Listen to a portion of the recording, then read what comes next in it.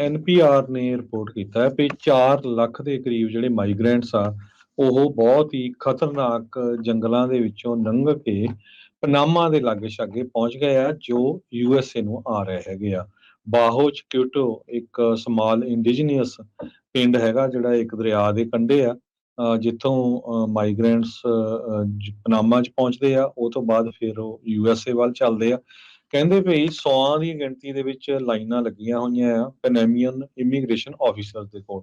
3 ਉਹਨਾਂ ਦੇ ਕੋਲ ਸਾਰੇ ਲੈਪਟਾਪ ਆ। 2-2 ਦਿਨ ਦੇ ਲਈ ਲੋਕ ਜਿਹੜੇ ਆ ਇੱਕ ਲਾਈਨ ਬਣਾ ਕੇ ਖੜੇ ਆ। 2-2 ਦਿਨ ਲੱਗ ਰਹੇ ਉਹਨਾਂ ਨੂੰ, 48-48 ਘੰਟੇ।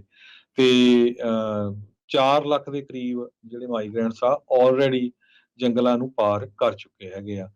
ਯੂਐਸਏ ਆਫੀਸ਼ੀਅਲਸ ਇਹ ਕਹਿੰਦੇ ਆ ਵੀ ਸਾਲ 2022 ਦੇ ਵਿੱਚ 2.5 ਲੱਖ ਤੋਂ ਵੱਧ ਜਿਹੜੇ ਇਮੀਗ੍ਰੈਂਟਸ ਐਂਟਰ ਹੋਏ ਸੀਗੇ। ਡਾਕਟਰਸ ਵਿਦਆਊਟ ਬਾਰਡਰਸ ਦੇ ਗਰੁੱਪ ਆ ਜੋ ਇਹਨਾਂ ਮਾਈਗ੍ਰੈਂਟਸ ਦੀ ਸਪੋਰਟ ਵੀ ਕਰਦਾ ਜੰਗਲਾਂ ਦੇ ਵਿੱਚ।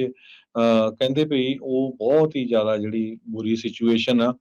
216 ਦੇ ਕਰੀਬ ਵਿਮਨ ਤੇ ਗਰਲਸ ਜੋ ਸੈਕਸ਼ੂਅਲੀ ਵੀ ਉੱਥੇ ਅਸੌਲਟ ਕੀਤੀਆਂ ਗਈਆਂ ਹੈਗੀਆਂ। ਸੋ ਬਹੁਤ ਹੀ ਜਿਹੜੀ ਬੁਰੀ ਸਿਚੁਏਸ਼ਨ ਬਣੀ ਹੋਈ ਹੈਗੀ। ਉਧਰ ਯੂਐਸ ਦੇ ਨਾਲ ਹੀ ਜਿਹੜੀਆਂ ਵੈਨੇਜ਼ੁਏਲਾ ਨੂੰ ਡੈਪੋਟੇਸ਼ਨ ਫਲਾਈਟਸ ਹੈਗੀਆਂ ਡਿਪੋਰਟ ਕਰਨ ਦਾ ਜਿਹੜਾ ਸਿਲਸਿਲਾ ਹੈ ਉਸ ਨੂੰ ਰਿਜ਼ਿਊਮ ਕਰ ਦੇਣਾ ਹੈ।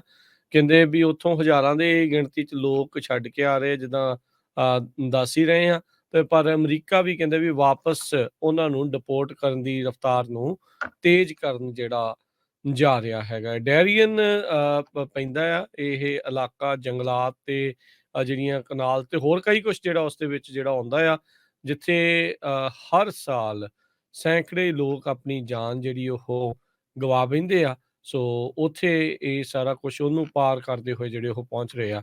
ਇਸ ਮੌਕੇ ਯੂਐਸ ਦੇ ਵਿੱਚ 4,72,000 ਵੈਨੇਜ਼ੁਏਲਾ ਦੇ ਲੋਕ ਰਹਿ ਰਹੇ ਹੈਗੇ ਆ, ਜਿਨ੍ਹਾਂ ਨੂੰ ਟੈਂਪਰੇਰੀ ਪ੍ਰੋਟੈਕਟ ਜਿਹੜੀ ਆ TPS ਆ ਉਹ ਮਿਲੀ ਹੋਈ ਆ।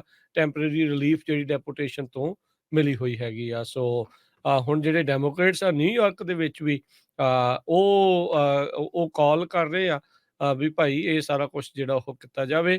ਸੋ ਹੁਣ ਅੱਗੇ ਦੇਖੋ ਕੀ ਬਣਦਾ ਆ।